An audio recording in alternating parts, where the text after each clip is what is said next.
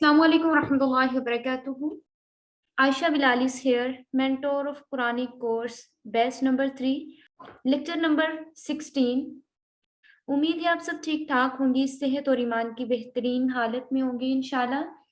अल्लाह रब्बुल इज्जत से दुआ है हमें सही सही पढ़ने और उस पर अमल करने की तौफीक अता फरमाए। बिस्मिल्लाहिर्रहमानिर्रहीम। शुरू अल्लाह के नाम से जो बड़ा मेहरबान नहायत रहम वाला है। वाइजा और जब तल्लक़्तुम निसा, तुम तलाक दे दो निसा औरतों को, फबलगना और वो पूरी कर लें अजलहुन्ना अपनी मुद्दत अपनी इद्दत, फला तुना ताजुलुहुन्ना रोको इन्हें अय्यन किहना निकाह करने से, फला ताजुलुहुन्ना तो ना रोको इन्हें अय्यन किहना निकाह करने से, अज़वाजहुन्ना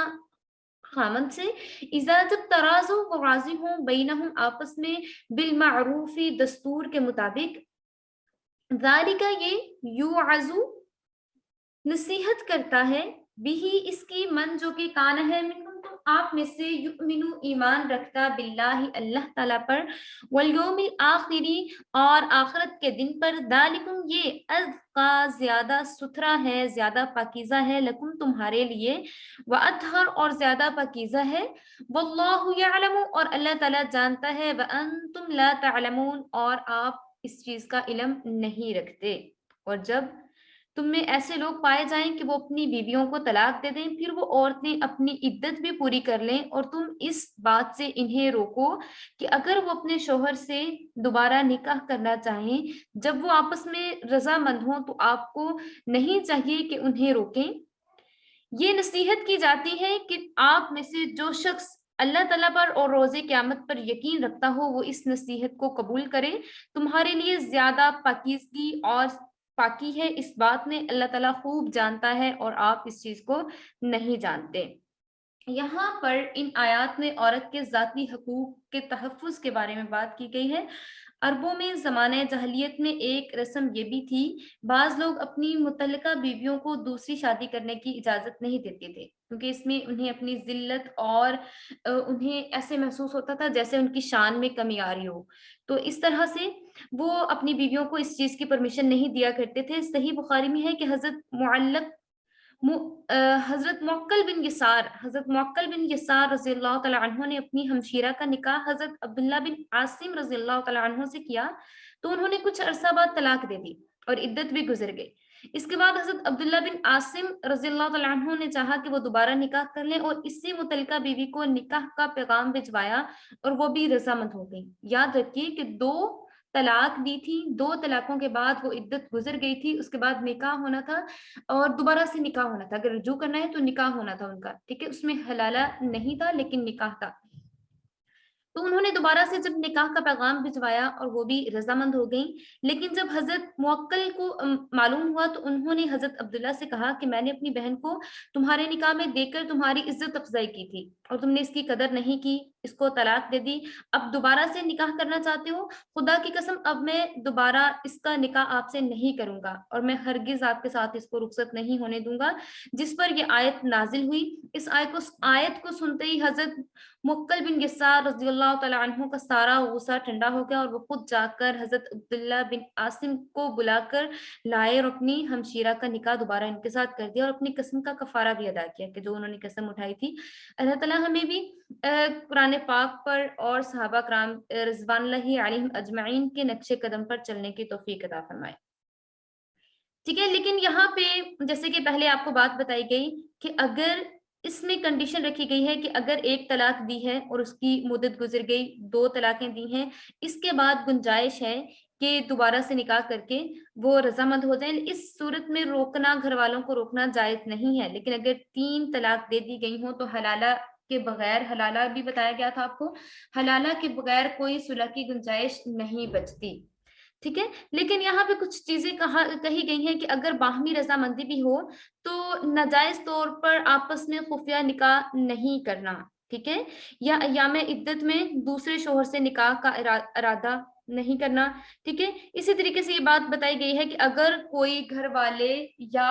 کوئی جو ان کے ولی ہیں ان کو روکنا چاہتے ہیں تو ان کو الرٹ کیا گیا ہے کہ آپ کو روکنے کا کوئی حق نہیں پہنچتا. بے شک اللہ تعالیٰ جو ہے ان احکامات کے ذریعے سے آپ کو بتا رہا ہے کہ جو ایمان رکھتے ہیں کہ آپ نے ان احکامات کی پابندی کرنی ہے، کہ آپ اس چیز کو نہیں جانتے جس چیز کو اللہ تعالیٰ زیادہ جانتا ہے. والوالدات اور مائیں یرضعن دودھ پلائیں اولادہن اپنی اولاد کو حولین 2 سال کاملین پورے. مائیں اپنے بچوں کو دودھ پلائیں حولین کاملین پورے 2 سال لمن اراد جس چیز کا وہ ارادہ کریں ایتمہ کہ وہ پوری کرے رضاعت دودھ پلانے کی مدت، اس کی اجازت. وعلی المولود لہ اور اس کا باپ بچے کا باپ رزقہن اس کا کھانا وکسوتہن اور ان کا لباس بالمعروف دستور کے مطابق انہیں دے. لا تکلف نہیں تکلیف دی جاتی نفس کسی شخص کو الا وسعها سوائے اس کی وسعت سے زیادہ کسی کو تکلیف میں مبتلا نہیں کیا جاتا. لا تضار نہ نقصان پہنچایا جائے والدۃ ماں کو بوالدہا اس بچے کے سبب، ولا اور نہ مولود لہ جس بچے کا باپ ہو بوالدہ اس بچے کے سبب. اور یہاں پر کہا گیا ہے اور مائیں والوالدات یرضعن اولادہن حولین کاملین لمن اراد ان یتم الرضاعہ اور مائیں اپنے بچوں کو 2 سال کامل مینز کے مکمل 2 سال دودھ پلائیں. اور یہ مدت اس لیے ہے کہ وہ اس کی تکمیل کریں، 2 سال کی تکمیل کریں دودھ پلانے کی. اور جو بچے کا باپ ہے اس کے ذمہ ان کا کھانا اور ان کے کپڑے، اور کپڑا اور کھانا جو ہے وہ اس طریقے سے کہ اگر اس کی حیثیت بہت اچھی ہے، اچھا کمانے والا کھلانے والا ہے، تو پھر اس کو چاہیے کہ وہ اچھے طریقے سے ان کو کھلائے اور پلائے بالمعروف دستور کے مطابق. لا تکلف نفس الا وسعها لیکن کسی شخص کو اس کی برداشت سے زیادہ تکلیف میں مبتلا نہیں کیا جاتا. اگر وہ اتنی طاقت نہیں رکھتا تو پھر جتنی اس کی حیثیت ہے اسی کے مطابق انہیں وہ چیزیں پرووائڈ کرے. لا تضار والدۃ اور نہ نقصان پہنچائے ماں کو بچے کی وجہ سے، اور نہ ہی بچے کو باپ کی وجہ سے کوئی تکلیف دی جائے.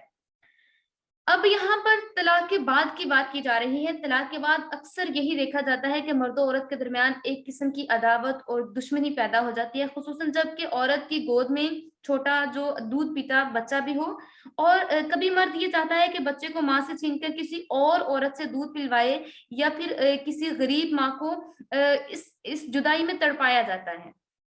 ٹھیک ہے. تو اس لیے یہاں پر یہ بات کی جا رہی ہے کہ مرد کو یہ حق نہیں پہنچتا کہ وہ عورت کو بچے کی وجہ سے تنگ کرے یا اس کو نقصان پہنچائے یا اس کو تکلیف پہنچائے. لا تضار نہ تکلیف پہنچائی جائے نہ اس کو ضرر پہنچایا جائے. اور یہاں پہ کہا گیا ہے کہ اگر طلاق کے بعد عورت بچے کو دودھ پلاتی ہے تو مرد کے ذمہ ہے کہ وہ ان کے کھانے کا، پینے کا اور ان کے لباس کا خیال رکھے. ٹھیک ہے. اگر وہ ان کے بچے کو دودھ پلا رہی ہے تو مرد کے ذمہ ہے کہ وہ کھانے پینے اور لباس کا خیال رکھے گا. اور اگر وہ بچے کو اپنے پاس نہیں رکھنا چاہتی اور اسی کا مینس کہ وہ کسی نہ تو وہ ڈبے وغیرہ کا دودھ پی سکتا ہے بچہ، نہیں پیتا اور ماں کا ہی دودھ پیتا ہے، تو پھر اگر وہ اجرت لینا چاہتی ہے تو وہ اجرت بھی لے سکتی ہے، دودھ پلانے کی اجرت بھی اس کو وہ لے سکتی ہے. پھر یہاں پہ کہا گیا ہے کہ 2 سال بچے کو دودھ پلانے کی مدت جو ہے وہ 2 سال ہے. اور کچھ جو ہے روایات کے مطابق یہ ہے کہ بچے کو 2.5 سال تک دودھ پلایا جائے، جس میں بچے اور بچی کے لحاظ سے کہا جاتا ہے. لیکن زیادہ علماء کرام کے نزدیک یہی ہے کہ کاملینی حولینی کاملینی 2 سال پورے جو ہے ان کو دودھ پلایا جائے، اور یہی 2 سال کی مدت ہی ہے جو اس میں ہی دودھ پلایا جائے بچے کو. ٹھیک ہے. وعلی الوارث اور وارث مثل ذالک فإن ارادا پھر اگر دونوں چاہیں فصالا دودھ چھڑانا عن تراز اپنی آپس کی رضامندی سے. मिनहुमा दोनों, वतशावरू और बाहम मशवरा कर लें, फला जुनाहा अलैहिमा तो नहीं है गुनाह इन दोनों पर, व इन अरदतुम और अगर चाहें, अन तस्तरजिउ तुम दूध पिलाओ, औलादकम अपनी औलाद को, फला जुनाहा तो नहीं है गुनाह अलैकुम तुम पर, इजा सल्लम तुम जब तुम हवाले कर दो, मा आते तुम जो तुमने दिया इन्हें, बिलमारूफी दस्तूर के मुताबिक, वत्तकुल्लाह और चाहिए कि डरे अल्लाह ताला से, वअलमू और जान लीजिए, अन्नल्लाह बेशक अल्लाह ताला, अन्नल्लाह कि अल्लाह ताला बिमा जो तामलून तुम करते हो बसीर उसको खूब देख रहा है। ठीक है, अब यहाँ पर फिर कहा गया है कि जो वारिस हों, अगर दोनों हस्बैंड और वाइफ मिल के आपस की रजामंदी से बच्चे का दूध इस टाइम ड्यूरेशन मीन्स के 2 साल जो कहा गया है कि बच्चे को दूध पिलाना है, इससे पहले भी किसी वजह से आपस की रजामंदी से बच्चे को दूध छुड़ाना चाहते हैं तो उन पर किसी किस्म का कोई गुनाह नहीं है। ठीक है, अगर वो अपने बच्चे को कोई जो है अंतस्तरजिउ औलादकुम, अगर वो किसी और का मीन्स के दाई वगैरह का या फिर कोई औरत रख के, या फिर आजकल तो ये कि औरत वगैरह का नहीं पिलाया जाता बल्कि कोई उनको डिब्बे का दूध लगा दिया जाता है। ठीक है, तो उनको जो है दूध ये वाला पिला दिया जाए तो इन पर कोई गुनाह नहीं है अगर वो इस तरीके से कर लें, और दस्तूर के मुताबिक उनको चाहिए कि वो इन चीजों पर अमल करते रहें जो कि शरीयत की तरफ से उन पर लागू की गई हैं कि आपने इनको मानना है, और अल्लाह ताला से डरते रहें, बेशक अल्लाह ताला जो है वो तमाम कामों को देख रहा है जो आप करते हैं। दूसरी बात यह है कि अगर कोई बच्चा बहुत ज्यादा कमजोर है, और बहुत ज्यादा कमजोर है और ये है कि अगर 2 साल बाद उसको दूध छुड़ाया जाएगा और वो लागर हो जाएगा, कमजोर हो जाएगा, फिर है कि कुछ उलमा कराम ने कहा कि इसमें थोड़ी सी रिलैक्सेशन, उसमें नरमी कर दी गई है कि उसको 2.5 साल तक पिलाया जाए। अगर 2.5 साल से थोड़ा सा टाइम भी ज्यादा हो जाएगा तो वो जो है वो हराम हो जाएगा, उस पर मकरूह नहीं होगा, हराम, डायरेक्ट उसको हराम कहा गया कि वो हराम हो जाएगा। लेकिन बेस्ट और बेहतरीन यही है कि 2 साल के अरसा तक के लिए दूध पिलाया जाए। फिर कहा गया कि अगर किसी औरत को रखकर किसी औरत से के जरिए से दूध पिलवाया जा रहा है, और वो औरत जो है वो दूध पिला रही है, तो फिर उसको बेहतरीन तरीके से कपड़े और उसको खाने पीने की चीजें, ये तमाम चीजें उसको अच्छे तरीके से प्रोवाइड की जाएं ताकि वो बच्चे का भी ख्याल रख सके, और बच्चे को भी अच्छे तरीके से मीन्स कि उसकी डाइट अच्छी होगी, उसको खाना अच्छा अच्छा खिलाया जाएगा, उसको पीने के लिए अच्छा दिया जाएगा, उसको साफ सुथरा रखा जाएगा, तो बच्चे पे भी असर पड़ेगा, और अगर दूध पिलाने वाली सेहतमंद होगी तो बच्चा भी सेहतमंद होगा। इसलिए कहा गया है कि आप अगर किसी औरत को हायर कर रहे हैं कि वो बच्चे को दूध पिलाए तो आपने उसका भी हर तरीके से ख्याल रखना है। वल्लदीना और जो लोग युतवफ़ौना फौत हो जाएं, ये दुनिया फानी छोड़ जाएं, मिनकुम तुम में से, वयज़रूना और छोड़ जाएं अज़वाजन अपनी बीवियां, यतरब्बसना वो इंतजार करें, बिअनफुसिहिन्ना अपने आप को रखें, अरबाअत 4 अशहुर महीने, व अशरन और 10 दिन, और जो लोग तुम में से वफात पा जाते हैं और अपनी बीवियों को छोड़ जाते हैं, इनकी बीवियों को चाहिए कि वो अपने आप को रोके रखें 4 महीने और 10 दिन तक, फाइजा फिर जब बलागना पहुंचे, अजलहुन्ना पूरी मुद्दत को, अपनी इद्दत को पूरी कर लें, फला जुनाहा तो नहीं है कोई गुनाह, अलैकुम तुम पर, फीमा जो कि फालना तुम कोई काम करते हो या निकाह करते हो, फी में अनफुसिहिन्ना अपनी तरफ से, बिल मारूफी दस्तूर के मुताबिक, वल्लाहु और अल्लाह बिमा जो कि तामलूना तुम करते हो, खबीर इससे खूब बाखबर है और उसको जानता है। और यहाँ पर जैसे कि पहले तलाक की बात हो रही थी, तलाक के बारे में आपको बताया गया था कि अगर तलाक हो जाती है तो उसकी इद्दत क्या है, उसकी इद्दत 3 हैज तक है, और बाकी भी आपको तमाम बता दी गई थी कि अगर जो है मीन्स के अभी लड़की जो है वो बालिग नहीं हुई, या कोई औरत इस तरह की है कि उसका टाइम गुजर चुका है, हैज का टाइम गुजर चुका है, तो उसके लिए अलग से मीन्स के 3 मंथ्स तक है उनके लिए। और यहाँ पर अब बात हो रही है बेवा होने वाली औरत की इद्दत की। ठीक है, औरत की इद्दत जो कि जिसके हस्बैंड की डेथ हो जाती है, और उसकी इद्दत 3 तरह से होती है। औरत की वैसे इद्दत 3 तरह से होती है, लेकिन जो बेवा हो जाती है उसकी इद्दत ये है कि 4 महीने और 10 दिन उसने खुद को महसूर कर लेना होता है। ठीक है, खुद को उसने महसूर कर लेना होता है। यहाँ पर بات کی جا رہی ہے کہ عرب میں زمانہ جاہلیت میں عدت کی رسم جو تھی وہ قریباً سال بھر تک کے لیے تھی، اور لیکن پھر اس میں جیسے ہی اس میں منسوخ کر دیا گیا، اس کو منسوخ کرنے کے بعد یہ کچھ آیات نازل ہوئی تھی، ان کو منسوخ کر دیا گیا۔ اس کے بعد اللہ تعالیٰ نے یہ کہا کہ اگر کسی کا شوہر جو ہے اس کی ڈیتھ ہو جاتی ہے تو اس کو چاہیے کہ وہ 4 مہینے 10 دن کے لیے عدت کرے گی، ٹھیک ہے۔ اور اسی طرح سے پھر بتا دیا کہ اگر کوئی عورت جو ہے وہ حاملہ ہے، وہ پریگنٹ ہے اور اس کے ہسبینڈ کی ڈیتھ ہو جاتی ہے، تو دین اس کی عدت جو ہے وہ وضع حمل ہے، مینس کہ آفٹر پریگنینسی اس کی عدت ختم ہو جائے گی۔ اور کہا گیا کہ اس ڈیوریشن میں اس کو حق نہیں ہے کہ وہ کوئی نکاح کا پیغام اس کو بھجوائے یا وہ کسی سے نکاح کرے، اور جب یہ ٹائم گزر جائے گا، 4 مہینے 10 دن کا ٹائم گزر جائے گا، پھر وہ جو چاہے وہ کر سکتی ہے۔ فیما فعلن فی انفسہن، پھر جو اس کے دل میں ہو وہ کر سکتی ہے۔ دستور کے مطابق اللہ تعالیٰ ہر چیز سے باخبر ہے جو کہ ہم سوچتے ہیں یا جو بھی اعمال کرتے ہیں۔ ولا جناح، اور نہیں گناہ، علیکم تم پر، فیما جو کہ عرضتم تم اشارہ کرتے ہو، بھی اس کا، من خطبت النساء عورتوں کو، نہیں ہے تم پر کوئی گناہ جو کہ آپ اشاروں میں پیغام بھیجتے ہو عورتوں کو نکاح کا، او اکننتم، یا تم اس کو چھپاتے ہو، فی انفسکم اپنے دلوں میں، علم اللہ اللہ تعالیٰ جان لیتا ہے، انکم کہ تم ستذکرونہن جلد ذکر کرو گے ان سے، ولیکن اور لیکن، تواعدوہن نہ ان سے کوئی وعدہ کرو، تواعدوہن نہ ان سے کوئی وعدہ کرو، سرن چھپ کر، الا مگر ان کے تقولو تم کہو، قولا بات، معروفہ دستور کے مطابق، ولا اور نہ،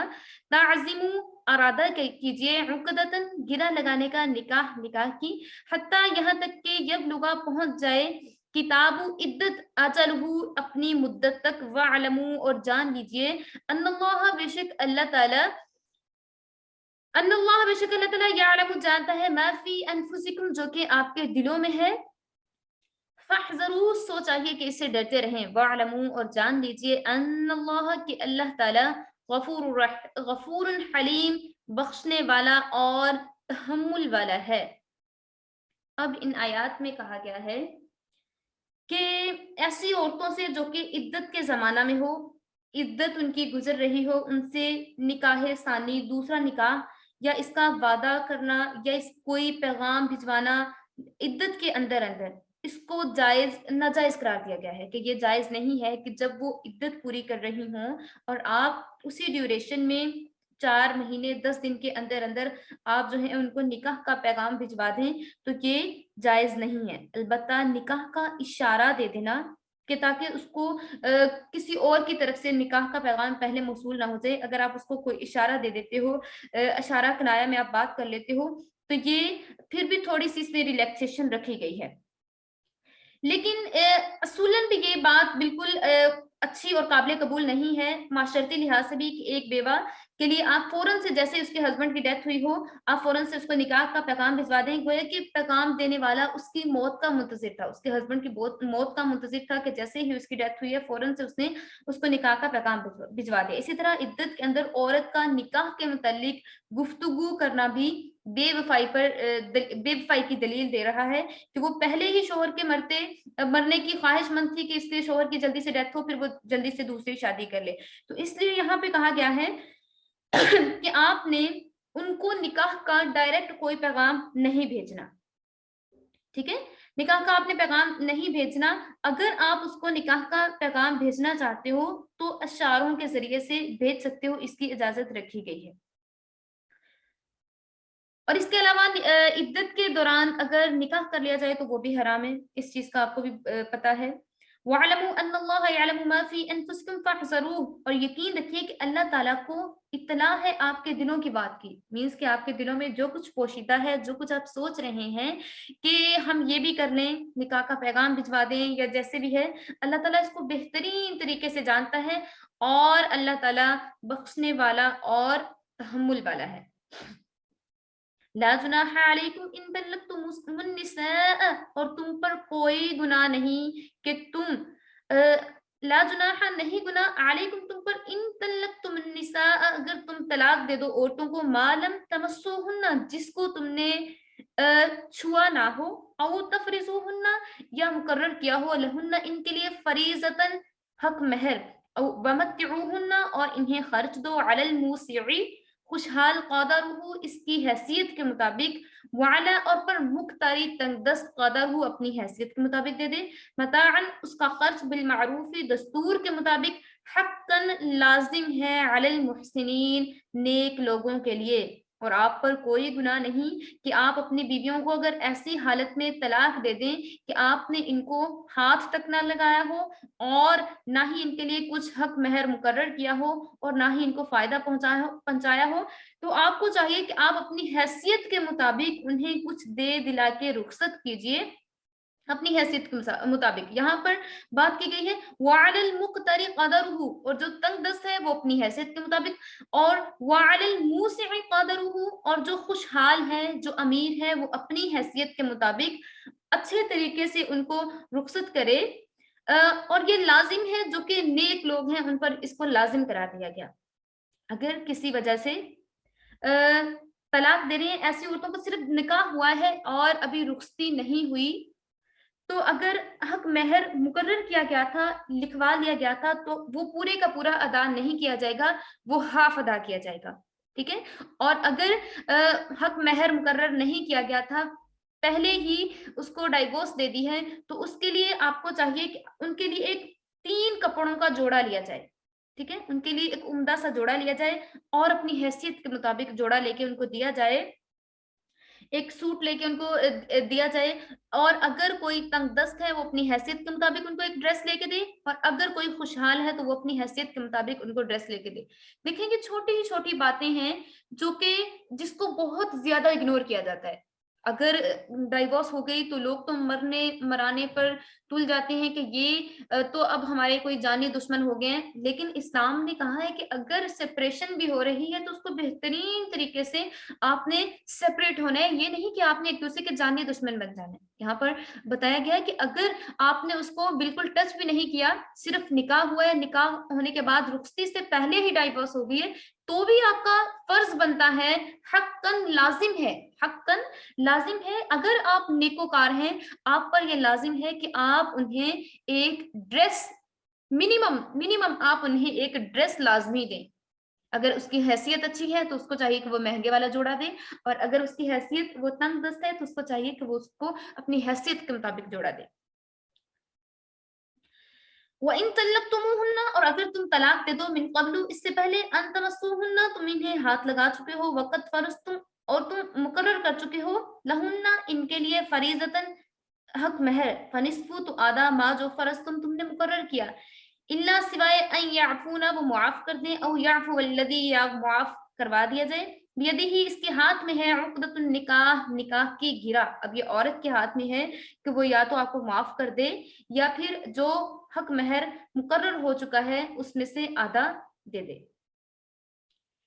वअन ताफू और ये कि अगर तुम माफ कर दो अकरबू ज्यादा करीब है लित्तक़वा परहेजगारी के लिए वला तंसबुल फज़ला और ना भूलें फज़ला एहसान को बैनकुम आपस में इन्नल्लाह बेशक अल्लाह ताला बिमा जो कि तामलूना तुम करते हो बसीर उसको देखने वाला है। यहाँ पर फिर बात की जा रही है कि अगर आपने मुतल्लिका औरत अगर आपने पहले उसे निकाह कर लिया निकाह करने के बाद रिलेशन कायम हुआ उसके बाद आपने उसको डाइवोर्स दी है तो फिर उसके लिए जरूरी है कि आप जो हक महर लिखा गया था मुकर्रर हो चुका था तो वो आधा अदा किया जाए। ठीक है वो आधा अदा कर दें। अगर वो औरत जो है वो मुआफ कर रही है वो नहीं लेना चाहती तो ये अलग बात है। अब ये बियदिही उक़दतुन निकाह अब हक महर की गिरा जो है वो औरत के हाथ में या तो वो माफ कर दे या तो वो अपना पूरे का पूरा हक ले ले। वन ताफू अक़रबु लित्तक़वा और अगर माफ कर दिया जाए तो ये तकवा के ज्यादा करीब है और आप अल्लाह ताला के फजल और एहसान को न भूलें बेशक अल्लाह ताला जानता है और खूब देख रहा है जो कुछ तुम करते हो।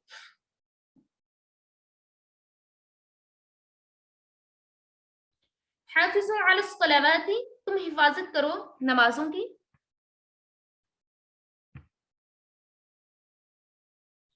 हाफिजो हिफाजत करो अला सलावाती अपनी नमाजों की, वक़ूमू और खड़े रहो लिल्लाहि अल्लाह ताला के लिए, कानितीन फर्मा बरदार बनकर, और आप अपनी नमाजों की हिफाजत कीजिए और हाफिजो हिफाजत कीजिए अला सलावाती अपनी नमाजों की, अला सलावाती नमाजों की, वस्सलाती और नमाज, कौन सी नमाज, वुस्ता दरमियानी, दरमियानी नमाज कौन सी है, नमाज असर की यहाँ पे बात की जा रही है कि वो दरमियानी नमाज है। वक़ूम और खड़े रहिए लिल्लाहि अल्लाह ताला के लिए, क़ानितीन फर्मा बरदार बनकर। जी मेरी वॉइस क्लियर है?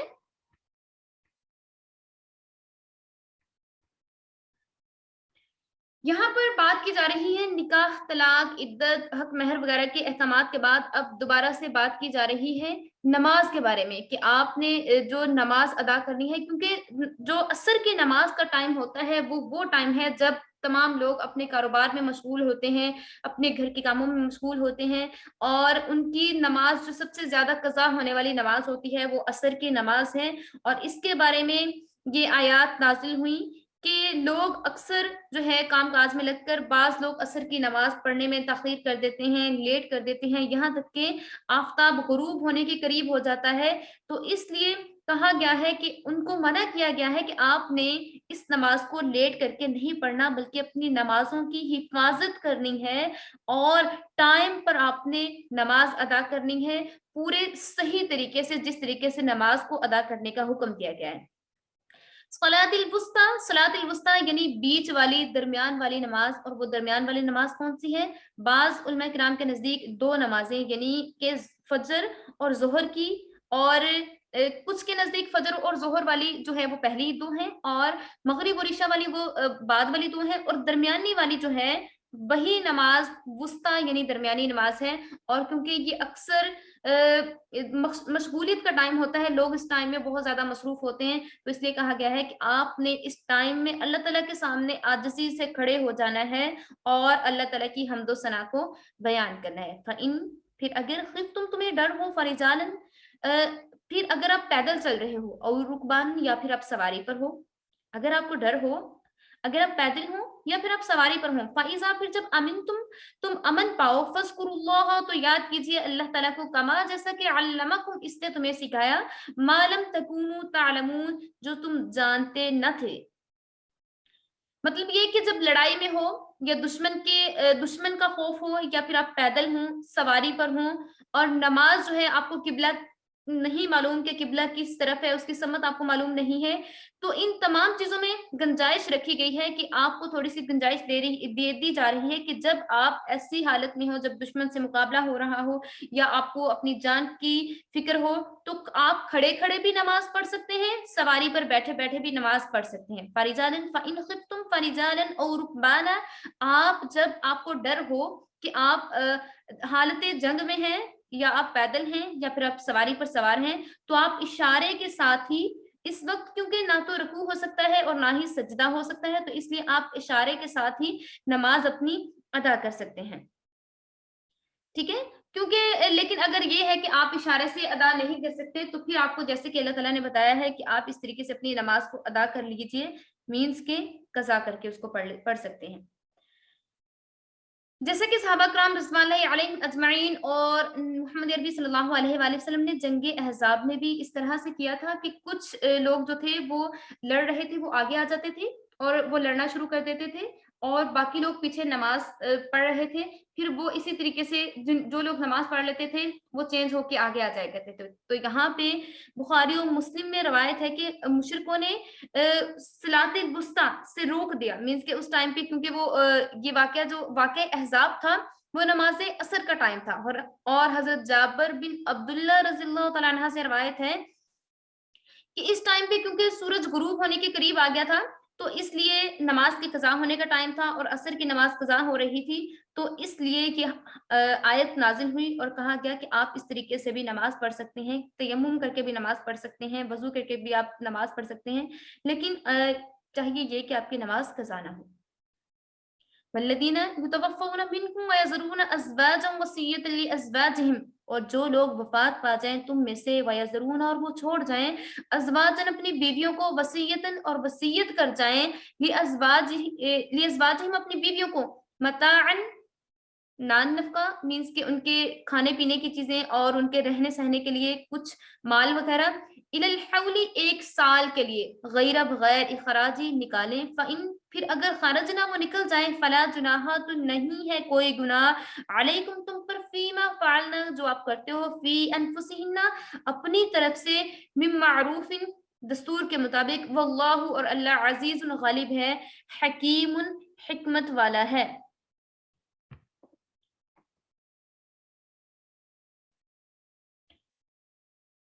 अब यहाँ पे क्योंकि बार बार आपको बताया जा रहा है कि जमाना जहलियत में अरबों में बेवा के लिए भी इद्दत का दस्तूर एक साल तक के लिए था, और कुछ लोग इस तरह से वसीयत करके फोत होते थे कि पूरा एक साल कदम घर से बाहर नहीं निकालना। तो यहाँ पर कहा जा रहा है कि अगर कुछ लोग, जो लोग वफात पा जाते हैं और अपनी बीवियों को वसीयत कर जाते हैं कि आपने एक साल के लिए कदम घर से बाहर नहीं निकालना, और अगर उनकी बीवियां घर से निकल भी जाती हैं तो उन पर कोई गुनाह नहीं है, जो वो करना चाहें वो कर सकती हैं, और अल्लाह ताला बहुत अजीज है, गालिब और हिकमत वाला है। तो क्योंकि इस जमाना इद्दत में ना तो वो किसी से निकाह कर सकती थी जो एक साल के लिए उनको वसीयत करके जाते थे, ना तो वो किसी से निकाह कर सकती थी, ना ही वो कोई कमा सकती थी, ना वो खा सकती थी, और उनका इस टाइम ड्यूरेशन में उनका गुजारा बहुत ज्यादा मुश्किल से हो रहा होता था। फिर जैसा कि अल्लाह ताला ने मनसूख करके एक साल का टाइम जो था उसको मनसूख करके 4 महीने और 10 दिन मुकर्रर हुआ, जो कि बताया गया कि आपने 4 महीने 10 दिन तक इद्दत करनी है। और इस वक़्त ये आयत नाज़िल नहीं हुई थी, और इसके बाद बताया गया कि अगर वो अक़्द सानी करना चाहे, साल से पहले वो घर से बाहर निकलना चाहे, इसी आयत की तफ़सीर में बताया गया जो कि 1 साल के लिए थी, कि अगर वो वो क्योंकि अभी 4 महीने और 10 दिन वाली आयत नाज़िल नहीं हुई थी, तो इसलिए इस आयत में उनसे कहा गया कि अगर आप पहले कदम बाहर निकालना चाहें, निकाल सकती हैं, अक़्द सानी दूसरा निकाह करना चाहें, कर सकती हैं। और फिर जब आयते मिरास नासिल हो गई, शोहर के हिस्सा में से बीवी के लिए चौथा या फिर 8वां हिस्सा मुकर्रर कर दिया गया, यानी अगर हस्बैंड की औलाद है तो वाइफ को 8वां हिस्सा, और अगर औलाद नहीं है तो फिर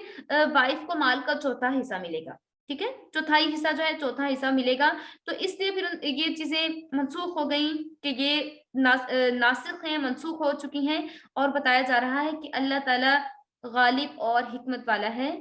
और ये मनसूख शुदा आयात में से है। वलिल मुतल्लकाती, और मुतल्लका औरतों के लिए है, मताउन कि उन्हें दिया जाए खाने पीने के लिए, रहने सहने के लिए कुछ खर्च, बिल मारूफ दस्तूर के मुताबिक, हक्कन लाजिम है, अलल मुत्तकीन परहेजगारों के लिए, वकज़ालिका और इसी तरीके से, युबश्शिरू वाज़ह कर देता है अल्लाह ताला, लकुम तुम्हारे लिए, आयाति ही अपने अहकामात, लअल्लकुम ताकि तुम ताक़िलून अक्ल रख लो।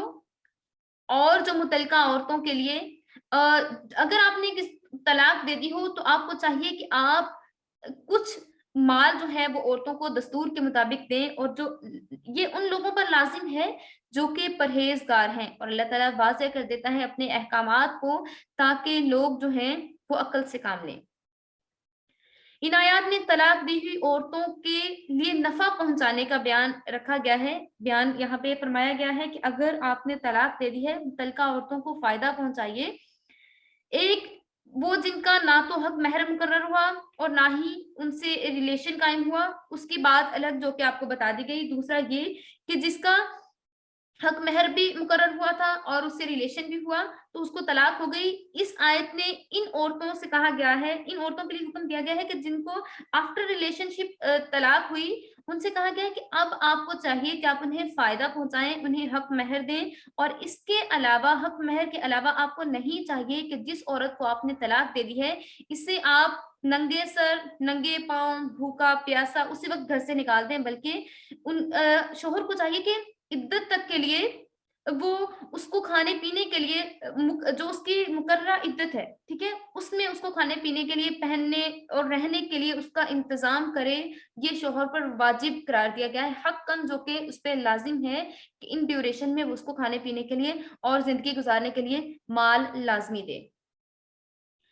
اللہ تعالیٰ آپ پر اپنے احکامات کو کھول کھول کر بیان کر دیتا ہے تاکہ آپ اس پر غور و فکر کرو اور اس کی حقیقت کو جانو۔ الم تر الی الذین، اور جو لوگ نکلے،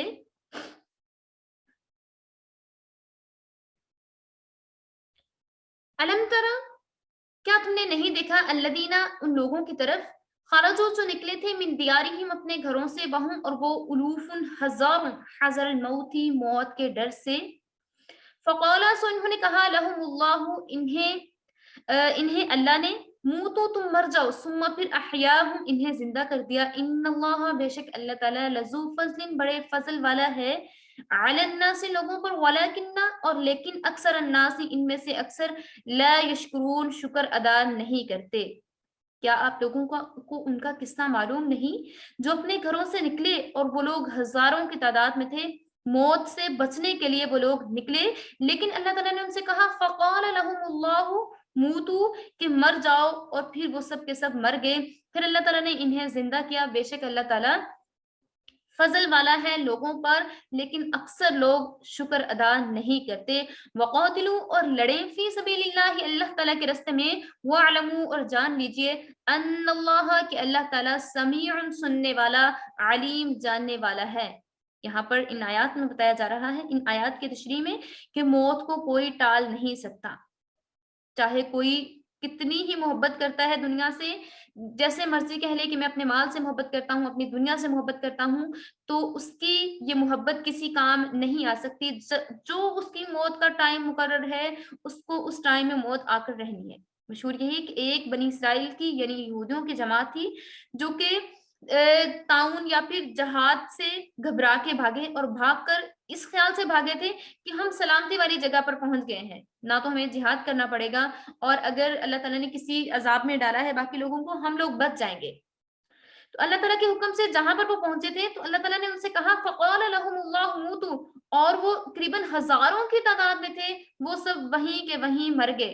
پھر کچھ دنوں بعد اس زمانہ کے پیغمبر کی دعا سے اللہ تعالیٰ نے اپنی قدرت کاملہ سے ان کو زندہ کر دیا۔ تو یہ امت محمدیہ کو قصہ سنانے سے مراد یہ ہے کہ اگر آپ غلط کام کرتے ہیں، گناہ کا کام کرتے ہیں اور موت سے بھاگتے ہیں، تو سمجھ لیجئے کہ اللہ تعالیٰ جو ہے، اسی کے قبضہ قدرت میں موت اور حیات ہے، زندگی اور موت اسی کے قبضہ قدرت میں ہے، وہی قادر مطلق ہے، وہ جس کو چاہے مار سکتا ہے، جس کو چاہے زندہ کر سکتا ہے، اور ہمیں چاہیے کہ ہم ایسے اعمال کریں کہ ہمیں یہ ہماری تمنا ہونی چاہیے کہ جلد از جلد اللہ تعالیٰ سے ملاقات ہو، اور ہم اللہ تعالیٰ کو اتنے پسند آ جائیں کہ اللہ تعالیٰ کے رنگ میں اتنے رنگ جائیں کہ ہمیں جیسے ہی مینس کہ ہماری یہ خواہش ہو کہ جیسے ہی ہماری ڈیتھ ہو اور ہمیں اللہ تعالیٰ کا قرب نصیب ہو، اور اللہ تعالیٰ بھی ہمیں خوش آمدید کہے، اور اللہ تعالیٰ ہمارے ساتھ بہت بہترین سلوک فرمائے۔ وقاتلو، اور لڑیں، فی سبیل اللہ، اللہ تعالیٰ کے راستے میں، وعلمو، اور جان لیجئے، ان اللہ، بے شک اللہ تعالیٰ، سمیع، سننے والا، علیم، جاننے والا ہے۔ لیکچر نمبر 16 کا پارٹ سیکنڈ ہے۔ اور اللہ تعالیٰ کے راستے میں لڑتے رہیے، اور جان لیجیے بے شک اللہ تعالیٰ سننے والا اور جاننے والا ہے۔ جیسے کہ آپ کو پہلے بتایا گیا تھا کہ بنی اسرائیل کی ایک جماعت وہ بھاگ گئی تھی کہ ہم نے جہاد نہیں کرنا، اس سے ہم مر جائیں گے، انہیں نہیں پتا تھا کہ یہ شہادت ہے، ٹھیک ہے، تو ان کو لگ رہا تھا کہ بظاہر یہ موت ہے، تو وہ وہاں سے بھاگ گئے۔ تو اللہ تعالیٰ نے کہا کہ وہ تمام کے تمام لوگوں کو اللہ تعالیٰ نے کہا، فقال لهم اللہ موتو، اور وہ تمام لوگ مر گئے۔ فقال، سو کہا، لهم اللہ، انہیں اللہ تعالیٰ نے، موتو، مر جاؤ، اور وہ تمام لوگ مر گئے، ٹھیک ہے۔ تو یہاں پہ نیکسٹ آیت میں اللہ تعالیٰ فرما رہا ہے، اور آپ لڑیے اللہ تعالیٰ کے راستے میں، اور جان لیجیے بے شک اللہ تعالیٰ خوب سننے والا اور جاننے والا ہے۔ جہاد کی فضیلت اور اہمیت یہاں پر بتائی جا رہی ہے۔ من ذا الذی یقرض اللہ قرضا حسنا، کون ہے جو کہ قرض دے اللہ تعالیٰ کو قرض حسنا، مینس کے بہترین اچھے والا قرض، فیضاعفہ، تو پس بڑھا دیا جائے گا، لہو اس کے لیے اضعافن کئی گنا کثیرتن زیادہ واللہ اور اللہ یقبض تنگی کرتا ہے ویبسط اور فراخی کرتا ہے وإلیہ اور اسی کی طرف ترجعون تم لوٹائے جاؤ گے. اور کون ہے جو کہ اللہ تعالیٰ کو قرض دے اچھے طریقے سے پھر اللہ تعالیٰ اس کو کئی گنا بڑھا دیتا ہے اور اللہ تعالیٰ اس میں کمی بھی کر دیتا ہے. اللہ تعالیٰ چاہے تو اس کو بڑھا دے اور اللہ تعالیٰ چاہے تو اس میں کمی کر دے. وَيَقْبِضُ اور کمی کر دے وَيَبْسُطُ اور فراخی کر دے زیادہ کر دے وَإِلَيْهِ اور اسی کی طرف ترجعون لوٹائے جائیں گے. فی سبیل اللہ خرچ کرنے کی فضیلت، اللہ تعالیٰ کے راستے میں خرچ کرنے کی فضیلت یہاں پر بیان کی جا رہی ہے. جو اللہ تعالیٰ کو قرض دینے کا کہا گیا ہے، مینز کہ یہاں پہ جو بات کی جا رہی ہے اللہ تعالیٰ کو قرض دینے کی، تو یہ اللہ تعالیٰ کے راستے میں خرچ کرنے سے تعبیر کیا گیا ہے. بتایا گیا ہے کہ جو اللہ تعالیٰ کے راستے میں خرچ کرتا ہے اس کو کئی گنا زیادہ بڑھا دیا جائے گا. جس کا بیان ایک حدیث میں اس طرح سے آیا ہے کہ اگر ایک کھجور اللہ تعالیٰ کے راستے میں دی جائے تو اللہ تعالیٰ اس کو اتنا بڑھا دیتا ہے کہ وہ احد پہاڑ سے بھی زیادہ بڑی ہو جاتی ہے. اور اس کا شان نزول بھی یہی ہے کہ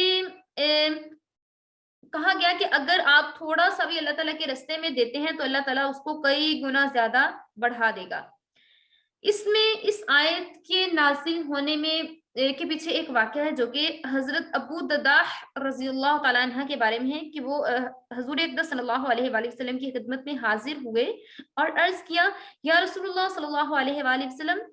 اللہ تعالیٰ ہم سے کیا قرض چاہتا ہے؟ آپ نے فرمایا اللہ تعالیٰ یہ چاہتا ہے کہ اس کے ذریعے سے آپ کو جنت میں داخل کر دے. حضرت ابو دداح رضی اللہ تعالیٰ عنہ نے یہ سن کر عرض کیا یا رسول اللہ صلی اللہ علیہ وآلہ وسلم میرے پاس 2 باغات ہیں، دونوں باغوں کو اللہ تعالیٰ کے لیے قرض دیتا ہوں. تو حضور اقدس صلی اللہ علیہ وآلہ وسلم نے ارشاد فرمایا کہ ایک باغ اللہ تعالیٰ کے راستے میں وقف کر دو اور دوسرا باغ اپنے اہل و عیال کے لیے رکھ لو. حضرت ابو دداح رضی اللہ تعالیٰ عنہ نے کہا کہ ان 2 باغوں میں سے جو بہترین باغ ہے اس میں 600 کھجوروں کے درخت ہیں اور اس کو میں اللہ تعالیٰ کے راستے میں دیتا ہوں. حضور اقدس صلی اللہ علیہ وآلہ وسلم نے فرمایا کہ اللہ تعالیٰ آپ کو اس کے عوض جنت کا باغ دے گا. حضرت ابو دداح حضور صلی اللہ علیہ وآلہ وسلم کے پاس سے اٹھے سیدھے اپنے اس باغ میں پہنچے جسے اللہ تعالیٰ کی نظر کر کے آئے تھے اور اس باغ کے اندر ان کی بیوی اور ان کے بچے بھی تھے جو کہ پھل کھا رہے تھے اور درختوں کے سائے میں کھیل رہے تھے. حضرت ابو دداح رضی اللہ تعالیٰ عنہ نے باغ کے باہر کھڑے ہو کر اپنی بیوی کو آواز دی، بچوں کو آواز دی کہ آپ لوگ باہر آ جائیے، یہ میں نے باغ جو ہے اللہ تعالیٰ کو قرض دے دیا ہے، یہ باغ اب ہمارا نہیں رہا. تو اپنے شوہر کی آواز سنتے ہی ان کی بیوی باہر آئیں. پہلے انہوں نے انہیں مبارکباد دی اور خوشی کا اظہار کیا. اس کے بعد اپنے بچوں کی طرف متوجہ ہوئی جو کہ پھل کھا رہے تھے. انہوں نے ان سے پھل پکڑے اور وہ ان کے منہ میں جو پھل تھے وہ بھی نکال دیے اور کہا کہ یہ اللہ تعالیٰ کے راستے میں دے دیا گیا ہے، اب آپ اس میں سے کچھ نہیں لے سکتے. تو اس پر نبی کریم صلی اللہ علیہ وآلہ وسلم نے فرمایا کہ ابو دداح رضی اللہ تعالیٰ عنہ نے کتنا بڑا سودا کیا کہ آخرت میں کتنے بے شمار کھجوروں کے لمبے اور بڑے والے وسیع کشادہ درخت اور کشادہ محلات ہیں جو انہوں نے اپنے نام کرا لیے ہیں. الم ترى الى الملأ کیا تم نے نہیں دیکھا الى الملأ اس جماعت کی طرف من بنی اسرائیل جو کہ بنی اسرائیل کی تھی، من بعد اس کے بعد موسیٰ علیہ الصلوۃ والسلام اس قالوا انہوں نے کہا لنبی لہ مبعث لنا اے نبی ہمیں مقرر کر دیجئے ہمارے اندر لنا ہمارے لیے مالکن ایک بادشاہ نقاتل ہم لڑیں گے فی سبیل اللہ اللہ تعالیٰ کے راستے میں. قال اس نے کہا حل کیا عصیتم ہو سکتا ہے تمہیں ان اگر کتبہ تم پر فرض کر دیا جائے قتال جنگ اللہ اگرچہ کیا تو قاتلو تم لڑو گے اگر تم نہیں لڑو اگر آپ پر جنگ فرض کر دی جائے ان کتبہ اگر فرض کر دیا جائے علیکم القتال آپ پر جہاد یا آپ پر جنگ فرض کر دی جائے اللہ تقاتلو تو آپ نہیں لڑیں گے. قالو وہ کہنے لگے وما لنا اور ہمیں کیا اللہ نقاتلہ کہ نہ ہم لڑیں فی سبیل اللہ اللہ تعالیٰ کے راستے میں وقد اخرجنا البتہ ہم نکالے گئے ہیں من دیارنا اپنے گھروں میں سے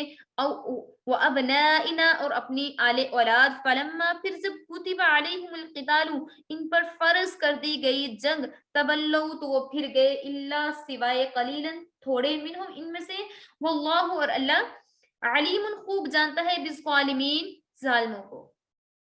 اے علم تر الی الملئی، کیا تم نے نہیں دیکھا کہ بنی اسرائیل کا ایک قصہ ہوا جو کہ حضرت موسیٰ علیہ الصلوۃ والسلام کے بعد ہوا تھا۔ انہوں نے اپنے وقت کے پیغمبر سے کہا کہ ہمارے لیے ایک بادشاہ کو مقرر کر دیجئے اور ہم اللہ تعالیٰ کے رستے میں جنگ کریں گے۔ ان کے پیغمبر نے کہا کہ اگر آپ پر جہاد فرض کر دیا جائے اور آپ جہاد نہ کرو، تو وہ کہنے لگے ہم کیوں جہاد نہیں کریں گے، ہم تو اللہ تعالیٰ کے رستے میں جہاد کریں گے، کیونکہ ہم نے اپنی بستیوں کو، اپنے آباء و اجداد کو اپنے سے جدا کیا ہے، ہم ان لوگوں سے ضرور جہاد کریں گے۔ لیکن جیسے ہی اللہ تعالیٰ کا حکم ہوا تو ان میں سے بہت تھوڑے تھے جنہوں نے جہاد کیا، باقی تمام کے تمام پھر گئے، اور اللہ تعالیٰ خوب جانتا ہے ظالموں کو۔ حضرت موسیٰ علیہ الصلوۃ والسلام کی وفات کے بعد جب ان کی وفات ہو گئی، دنیا سے پردہ فرما لیا، تو ان کی قوم کی حالت بگڑ گئی۔ انہوں نے تمام احکام الہیہ فراموش کر دیے، تورات کی تعلیمات کو چھوڑ دیا، بنی اسرائیل کی سرکشیاں بڑھتی گئیں، تو اللہ تعالیٰ نے ان کے دشمنوں کو ان پر مسلط کر دیا۔ چنانچہ اس قوم بنی اسرائیل کا سب سے بڑا دشمن ایک کافر بادشاہ تھا جس کا نام جالوت تھا، ٹھیک ہے، جالوت ان پر مسلط ہو گیا، اور اس نے بہت سے ممالک جالوت نے فتح کر لیے، عورتوں اور بچوں کو گرفتار کر لیا، اور بنی اسرائیل کے لوگ بھاگ کر بیت المقدس میں جمع ہوئے۔ اس وقت حضرت شموئیل علیہ الصلوۃ والسلام پیغمبر تھے، انہوں نے ان سے درخواست کی کہ کوئی بادشاہ ہم پر مقرر کر دیجئے تاکہ ہم جہاد فی سبیل اللہ کافروں سے کریں۔ حضرت شموئیل علیہ السلام نے کہا کہ ایسا نہ ہو کہ بادشاہ مقرر کر دیا جائے اور لیکن آپ جو ہیں وہ جنگ نہیں کریں اور جنگ سے آپ لوگ پھر جائیں۔ تمام لوگوں نے پختہ اقرار لیا، عہد کر لیا، وعدہ کیا کہ ہم اللہ تعالیٰ کو حکم مانیں گے، آپ ہمارے لیے ایک بادشاہ کو مقرر کر دیں۔ تو حضرت شموئیل علیہ الصلوۃ والسلام نے اللہ تعالیٰ کے حکم سے ان پر طالوت کو بادشاہ مقرر کر دیا، جو کہ ایک غریب محنتی آدمی تھا، مگر نہایت قوت والا، اور ان کی باڈی کافی بڑی تھی، اور علم ان کے پاس بہت زیادہ تھا، طاقت ان کے پاس بہت زیادہ تھی۔ بنی اسرائیلیوں نے ان کو بادشاہ تسلیم کرنے پر اعتراضات کیے۔ جب وہ کہہ رہے تھے کہ ہمارا ایک بادشاہ مقرر کر دیا جائے، اب اللہ تعالیٰ نے سلیکٹ کرنا تھا۔ اللہ تعالیٰ کو یہ چیز میٹر نہیں کرتی کہ کوئی امیر ہے کوئی غریب ہے، تقوی کی بنیاد پر دیکھا جاتا ہے، نہ کوئی کسی عربی کو اجمی پر، نہ اجمی کو کسی عربی پر کوئی فضیلت حاصل ہے سوائے تقوی کے۔ تو وہ تقوی کے لحاظ سے اور اس کے علاوہ وہ طاقت کے لحاظ سے، علم کے لحاظ سے سب پر افضل تھے، اس لیے اللہ رب العزت نے طالوت کو کہا کہ آپ ان کے بادشاہ مقرر کیے جا رہے ہیں۔ تب بنی اسرائیلیوں نے ان کو بادشاہ ماننے سے انکار کر دیا۔ وقال لهم نبیہم، وقال اور کہا لہم انہیں، نبیہم ان کے نبی نے، ان اللہ بے شک اللہ قد بعث مقرر کر دیا ہے، لکم تمہارے لیے، طالوت طالوت کو، ملکن بادشاہ۔ قالوا وہ بولے، اللہ کیسے، یکون ہو سکتی ہے، لہ الملک اس کے لیے بادشاہت، علینا ہم پر، ونحن اور ہم، احق زیادہ حقدار ہیں، بالملک بادشاہت کے، منہ اس سے، ولم یؤتا اور نہیں دی گئی، ساعتن انہیں وسعت، من المال مال میں، طالوت کو مال میں وسعت نہیں دی گئی، ان کو کس طریقے سے بادشاہ بنایا جا سکتا ہے۔ قال کہا، ان اللہ بے شک اللہ ان اللہ اصطفاہ اللہ تعالیٰ نے چن لیا ہے، علیکم تم پر، وزادہ اور اسے زیادہ دی ہے، بسطتاً وسعت، فی العلم علم میں، والجسم اور جسم میں، ان کے جسم میں طاقت زیادہ رکھ دی گئی ہے، اور علم میں وہ آپ سے زیادہ قوی ہیں، مضبوط ہیں۔ واللہ اور اللہ یؤتی عطا کرتا ہے، دیتا ہے، ملکہ اپنی بادشاہت، من یشاء جس کو چاہتا ہے، واللہ اور اللہ واسع وسعت والا، علیم جاننے والا ہے۔ پھر جیسے ہی ان کے بادشاہ نے ان کے وقت کے پیغمبر حضرت شموئیل علیہ السلام نے اللہ تعالیٰ کے حکم سے طالوت کو بادشاہ مقرر کیا، تو بنی اسرائیل نے اعتراضات کرنا شروع کر دیے طالوت کو کہ ہم ان کو کس طرح سے حکومت اور سلطنت دے سکتے ہیں، طالوت کو وہ تو ایک غریب اور مزدور آدمی ہے، اور ان کے پاس نہ تو دولت کی فراوانی ہے، نہ ہی ان کے پاس خاندانی وجاہت ہے، نہ ہی عزت حاصل ہے، ایسے شخص کو آپ ہمارا بادشاہ یا سردار کس طرح سے بنا رہے ہیں۔ اللہ تعالیٰ نے ان کے تمام اعتراضات کے جواب تفصیل سے دیے اور کہا کہ طالوت جو ہے اللہ تعالیٰ نے ان کو منتخب کیا ہے، کیونکہ طالوت جو ہے وہ عقل، اللہ تعالیٰ نے انہیں عقل سلیم اور جسم سلیم عطا کیا ہے، ٹھیک ہے، یہ دونوں چیزیں، عقل بھی انہیں عطا کی گئی ہے اور طاقت بھی انہیں عطا کی گئی ہے، علم بھی انہیں عطا کیا گیا ہے، اس لیے اللہ تعالیٰ نے انہیں بادشاہ مقرر کیا ہے۔ فضیلت کا معیار دولت نہیں ہے، ٹھیک ہے، یہاں پہ یہ بتایا گیا کہ فضیلت جو ہے افضل قرار دینا وہ تقوی کی بنیاد پہ ہے، وہ دولت کی بنیاد پر نہیں ہے۔ وقال، اور کہا، لہم انہیں نبیہم، ان کے نبی نے، لہم انہیں نبیہم، ان کے نبی نے، انا بشک آیتا، یہ نشانی ہے ملک ہی، اس کی حکومت کی، این یاتیکم تابوت، کہ آئے گا تمہارے پاس ایک تابوت، لکڑی کا صندوق، فیہ، اس میں سکینۃ، کچھ سامان ہوگا، من ربکم، تمہارے رب کی طرف سے، وبقیۃ، اور بچی ہوئی چیزیں ہوں گی، مما، سے جو تارا کا چھوڑا تھا، آل موسیٰ، موسیٰ علیہ الصلوۃ والسلام، و آل ہارون، اور حضرت ہارون علیہ الصلوۃ والسلام کی آل اولاد نے، تحملہ الملائکہ، جس کو اٹھائے ہوئے ہوں گے فرشتے، ان بشک فی میں ذالکا، فی میں ذالکا، یہ لآیتن، نشانیاں ہیں، لکم، تمہارے لیے، ان کنتم مؤمنین، اگر تم ایمان والے ہو۔ اور ان لوگوں سے ان کے پیغمبر نے فرمایا کہ ان کے بادشاہ ہونے کی یہ علامت ہے کہ ان کے پاس وہ آپ کا صندوق آ جائے گا جس میں کچھ سامان ہوگا، اور یہ آپ کے رب کی طرف سے کچھ بچی ہوئی چیزیں ہیں جن کو حضرت موسیٰ علیہ الصلوۃ والسلام اور حضرت ہارون علیہ الصلوۃ والسلام چھوڑ گئے تھے۔ اس کو، صندوق کو فرشتے لے کے آئیں گے، اور یہ آپ کے لیے ایک نشانی ہے کہ آپ ان کو بادشاہ مانیں۔ یہودیوں نے حضرت شموئیل علیہ السلام والسلام سے کہا کہ اگر ہم طالوت کو سمجھیں کہ یہ اللہ تعالیٰ کی طرف سے ہے تو ہمیں کس طرح سے اطمینان ہو جائے گا، اللہ تعالیٰ کی طرف سے کوئی نشانی دی جائے تاکہ ہمارا دل ان کی بادشاہت سے مطمئن ہو جائے۔ اس پر اللہ کے نبی نے اللہ کے حکم سے یہ نشانی بتائی کہ وہ صندوق جو کبھی تمہارے پاس تھا اور جالوت تم سے چھین کر لے گیا تھا، بادشاہ جن سے لڑائی تھی اور جو ان کی عورتوں اور بچوں کو جس نے یرغمال بنایا ہوا تھا، وہ ان سے یہ صندوق چھین کر لے گیا تھا، تو بتایا کہ وہ آپ کا صندوق آپ کو واپس مل جائے گا جس میں تورات کے اصل نسخہ جات ہوں گے، حضرت ہارون اور حضرت موسیٰ علیہ السلام والسلام کے تبرکات ہوں گے، اور اس میں وہ بغیر کسی جدوجہد کے تمہارے پاس آ جائے گا۔ اللہ تعالیٰ نے اس صندوق کو طالوت کے پاس پہنچنے کا سامان فرمایا کہ فلسطینی جنگ میں یہ صندوق بنی اسرائیل سے چھین کر تو لے گئے تھے، مگر جس دن وہ اس تابوت کو چھین کر لائے، جہاں لے جا کر رکھا وہاں کوئی مصیبت یا وبا آ گئی اور ان کے شہر ویران ہو گئے۔ اور انہوں نے کہا کہ یہ جو تھے جالوت کے باشندے اور ان کے جو تھے سپاہی، انہیں لگا کہ شاید یہ اس صندوق کی وجہ سے وبا آئی ہے معاذ اللہ، اور یہ صندوق جو ہے وہ منحوس ہے۔ انہوں نے کہا کہ اس کی منحوست کو اس طریقے سے دور کیا جائے کہ ایک بیل گاڑی میں اس صندوق کو رکھ کر بغیر کسی گاڑی باندھ کے یا اس کو چلانے والے کے اپنے ملک کی سرحدوں سے بیل کو باہر نکال دیا جائے۔ اللہ تعالیٰ نے اس پر فرشتوں کو لگا دیا کہ آپ نے ان بیلوں کو ہانک کر لے جا کر بنی اسرائیل کے اس علاقے میں لے آنا ہے، اور طالوت کے مکان پر پہنچ کر جس کو بادشاہ بنانا تھا اس کے مکان کے سامنے رکھ دینا ہے۔ فرشتوں نے ایسے ہی کیا اور طالوت کے مکان کے سامنے اس کو رکھ دیا گیا۔ لیکن حضرت ابن عباس رضی اللہ تعالیٰ عنہ کی ایک روایت ہے کہ فرشتے اس صندوق کو ہوا میں اڑا کر لائے تھے اور لا کر طالوت کے سامنے رکھ دیا تھا۔ بنی اسرائیلی جو اس نشانی کو دیکھ کر اپنا مقدس اور اپنا متبرک جو ان کے نشانات تھے ان کا چھنا ہوا تابوت تھا، اس کو واپس پا کر بہت خوش ہوئے اور طالوت کو بادشاہ مان لیا اور اس کی بادشاہی پر یقین کر لیا۔ تو جب تمام لوگ بادشاہ ماننے کے لیے تیار ہو گئے تو جالوت جو تھا ان کے ساتھ لڑائی کے لیے بھی تمام لوگ آمادہ ہو گئے۔ فلما، پھر جب فاصلہ باہر نکلا، طالوت بالجنودی اپنے لشکر کے ساتھ، قالا، اس نے کہا، ان اللہ، بے شک اللہ، مبتلیکم، تمہیں آزمانے والا ہے، بنہر، ایک نہر کے ذریعے سے۔ پھر جب طالوت اپنی فوج کو لے کر باہر نکلا اور ساتھ ہی ان کو بتا دیا کہ اللہ تعالیٰ تمہارا امتحان لے گا ایک نہر کے ذریعے سے، فمن شرب، پس جو پی لے گا، منہ، اس سے، فلیسا، تو نہیں ہوگا، منی، مجھ میں سے، ومن لم یطعمہ، اور جس نے اسے نہ چکھا، فإنہ، تو پس بے شک وہ، منی، مجھ میں سے ہے، الا، سوائے، من اغترف، جس نے تھوڑا سا چلو بھر پانی لیا، غرفتن، ایک چلو، بیدہ، اپنے ہاتھ سے،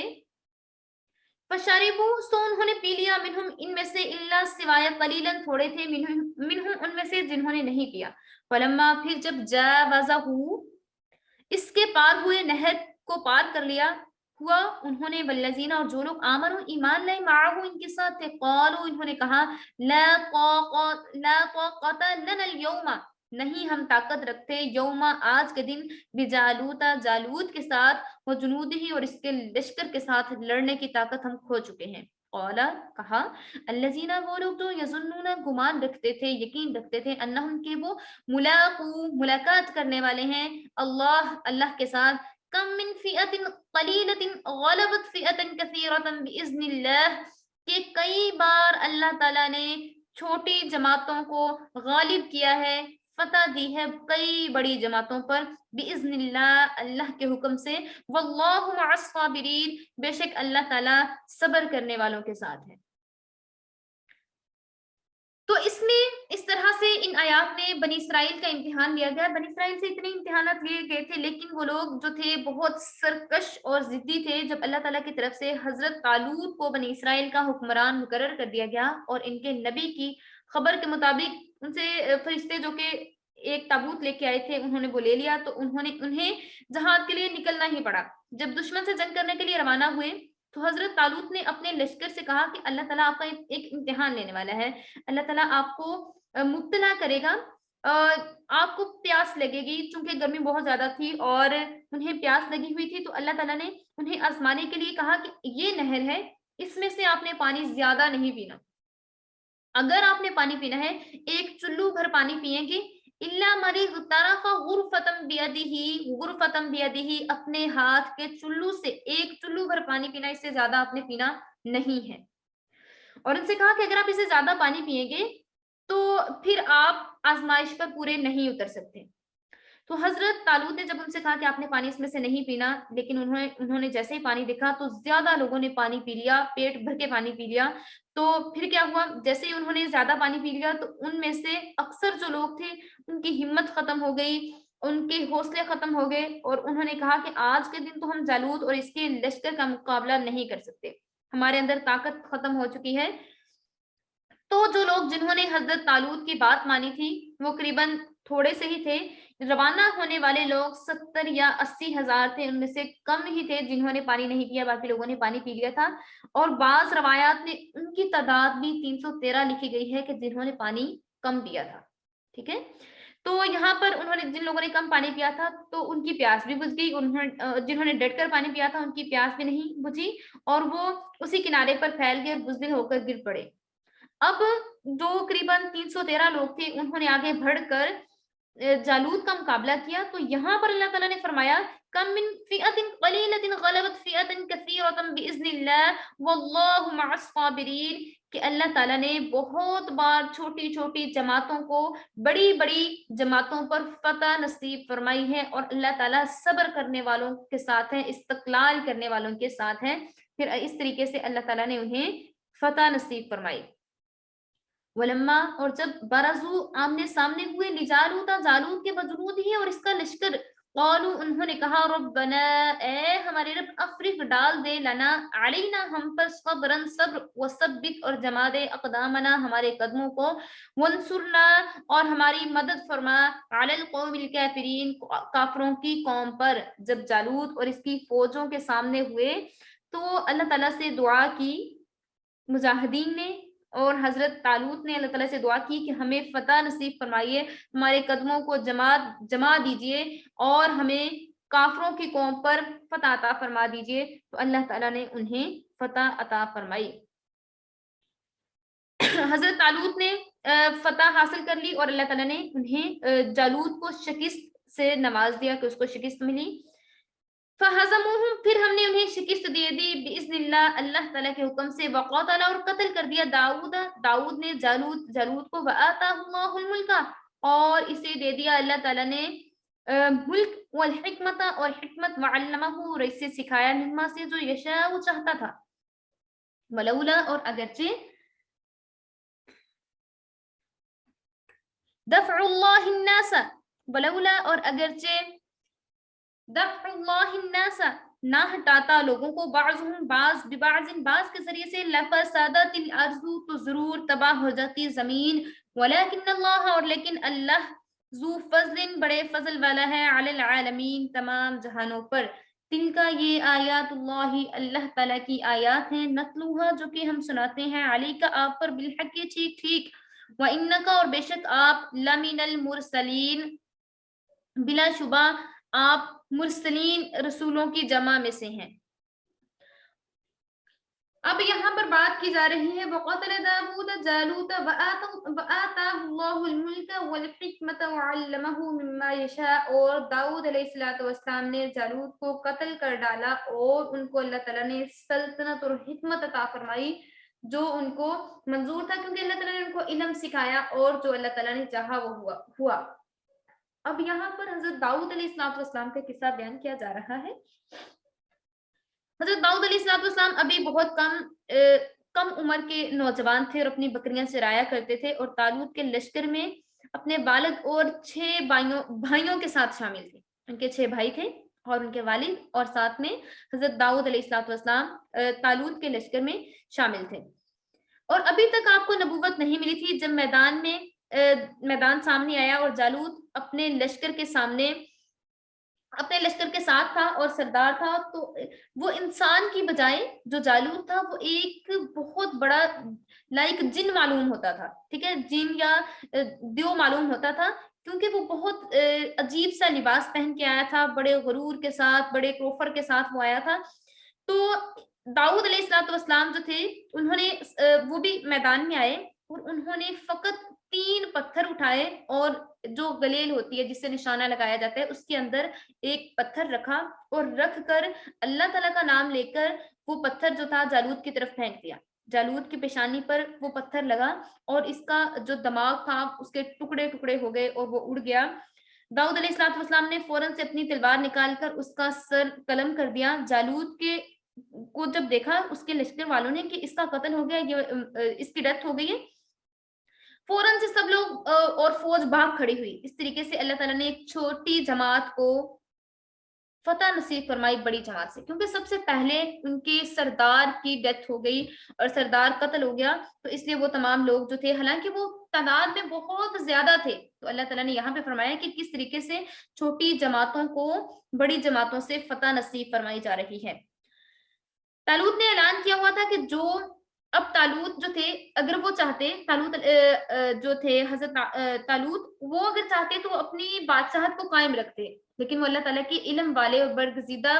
تھے، تو اس لیے انہوں نے اعلان کیا ہوا تھا کہ جو جالوت کو قتل کرے گا میں اپنی بیٹی کا نکاح اس سے کر دوں گا۔ چنانچہ انہوں نے جو وعدہ کیا ہوا تھا، طالوت نے اپنی بیٹی کا نکاح حضرت داؤد علیہ السلام سے کر دیا۔ پھر اللہ تعالیٰ نے طالوت کے انتقال کے بعد داؤد علیہ السلام کو سلطنت عطا کی، اور بنی اسرائیل میں رہتے ہوئے داؤد علیہ السلام کو اللہ تعالیٰ نے علم، حکمت، پھر اس کے بعد نبوت سے بھی سرفراز فرمایا، اور موسیٰ علیہ السلام کے بعد داؤد علیہ السلام وہ پہلے شخص ہیں جن کو بادشاہت اور نبوت دونوں چیزیں اکٹھی ملی۔ حضرت موسیٰ علیہ السلام کے بعد حضرت داؤد علیہ السلام وہ پہلے شخص ہیں جن کو بادشاہت اور نبوت دونوں ایک ساتھ ملی۔ پھر اللہ تعالیٰ نے حضرت داؤد علیہ السلام کو بہت خاص معجزات عطا فرمائے، مثلا لوہے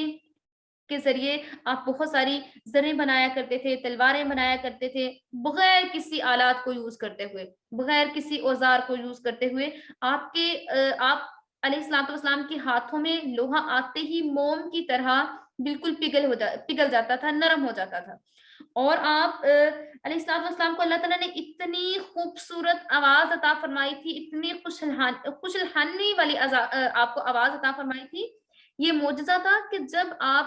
تورات پڑھا کرتے تو پرندے جو تھے وہ آس پاس آ کے بیٹھ جایا کرتے تھے اور آپ کی آواز کو سنا کرتے تھے،